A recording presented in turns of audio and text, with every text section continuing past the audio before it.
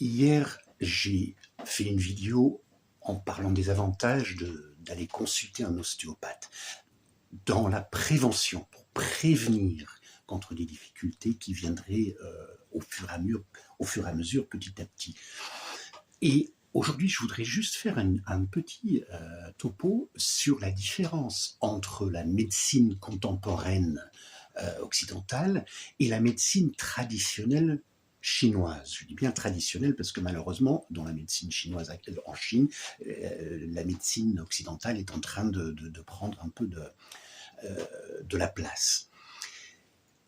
Lorsque vous fréquentez un médecin en France, mais parlons d'un généraliste, il sera payé à chaque fois que vous lui rendez visite ou que vous emmenez un enfant, etc. Il y a une consultation, il est payé. Vous lui payez directement ou c'est la Sécu.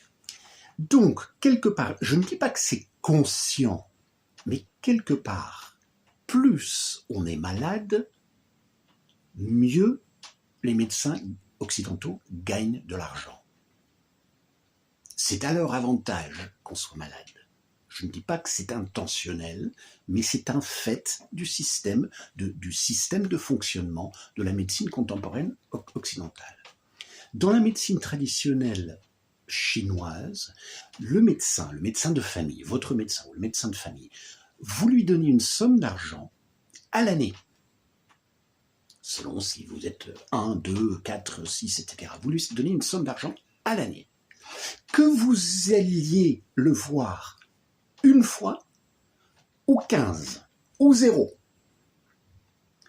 Donc, tout l'avantage d'un médecin chinois traditionnel, c'est de vous garder en bonne santé. Parce que si vous revenez tous les 4 matins, lui perd de l'argent, il perd du temps. Parce que de toute façon, il ne gagnera pas plus d'argent. Il ne sera pas payé plus. Si il vous garde en bon état, en bonne santé, bah, il touche de l'argent, il vous garde en bonne santé et vous ne lui prenez pas trop de temps. Il me semble que c'est une optique, la différence d'optique entre ces deux pratiques est énorme. Je répète encore une fois, je ne dis pas que le médecin traditionnel, le médecin occidental a ça dans sa tête, mais il y a quand même, dans la médecine occidentale, il y a quelque chose qui manque, et c'est la prévention. On a bien vu avec le Covid. On a parlé de vaccins, on a parlé de ceci, on a parlé de ça. On n'a jamais parlé d'alimentation. On n'a jamais parlé de vitamines.